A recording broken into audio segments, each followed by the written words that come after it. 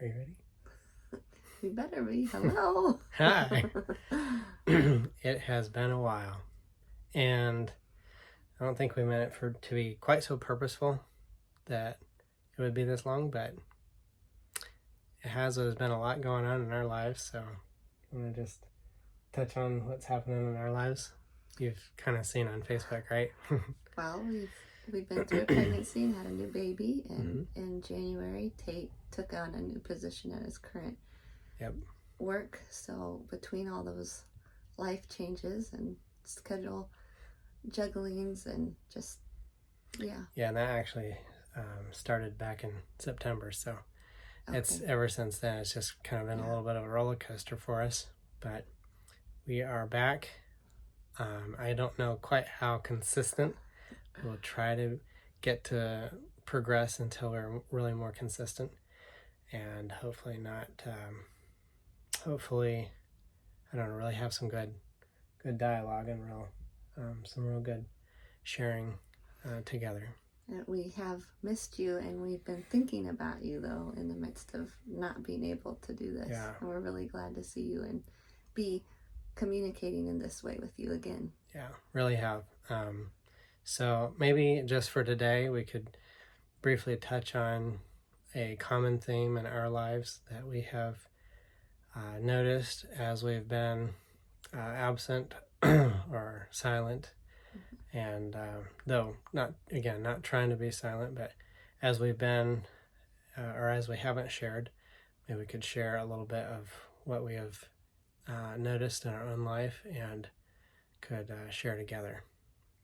You go first. So I think for me, I've realized a common theme of being in the moment, and if you've read our posts, you've probably become aware of that too. But just even with being pregnant, just trying to live in the moment of the day instead of constantly looking ahead where it would steal where you were in at that moment, at that time. And even now in these days with a new baby, trying to be in the moment now, and it's tricky.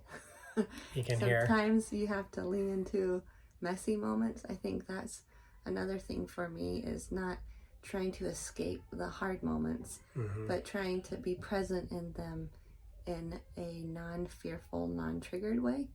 So I'm definitely still working on that, but I think I have been able to see times where I can just acknowledge to myself, this isn't fun, this is messy, but this is the moment right now. And that definitely takes the pressure off and makes it less high stakes for me. Like, you're not trying so hard to get emergently back into a state of comfort or a state of feeling good. And that's been a pretty big growth, I think, for me. I'm still definitely learning, but I have seen improvement.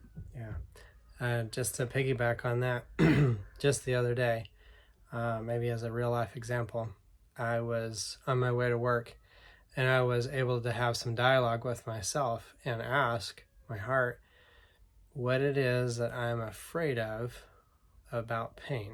Why? What about pain makes me shy away from it so much in that respect? So I had some good feedback from my own heart, and maybe a little later we can share that. I'd like to do a deep dive into our own things that we've been noticing and working on. And for me specifically in this time of being away in the videos, I have really experientially known in a very clear way that the reality that if you do not have continual input, life-giving input, you'll dry out. And it's been very apparent because there's been some seasons. I just will be very blunt and very transparent that there have been some seasons in this time of the pregnancy and just the busyness and the hecticness of a new job and things like that. There's been seasons where I felt very, very dry. And really kind of reverting back to some old habits and some old mindsets and some old thought patterns, and coming to experientially a realization and an understanding in a deeper way that you must be poured into, and it is not just something that's going to happen. It must be purposeful. It must be deliberate and purposeful. It must be something that, well, at least in my case, and perhaps, I can speak for Joanna and perhaps in yours as well, something that you must seek after and go after purposely, because it won't just necessarily come to you. I don't think it will come to you unless you do, because of the way the nature of our society and the nature of our world and the nature of the spirit of the world is, and the enemy of Christ, the enemy of our Lord, that it's going to distract. And there are so many voices that are speaking. We've talked about the voices, and if you are sitting here wondering what we're talking about, please, I would encourage you to go back into the previous posts on Facebook, Instagram, or YouTube, and check out some of those videos that we've talked about, some of the voices that we listen to, some of the voices we hear and what's speaking to us. So, but definitely my takeaway, kind of coming back here now and sharing, is that I want to be very purposeful about input. And I realize that I have habits are very hard for me to form, at least maybe good habits, right? But that's something that I really want to work on, is have a good, healthy habit of real life-giving input. And I just wanted to piggyback off of that by saying, kind of connected with that I've noticed is me being purposeful about receiving.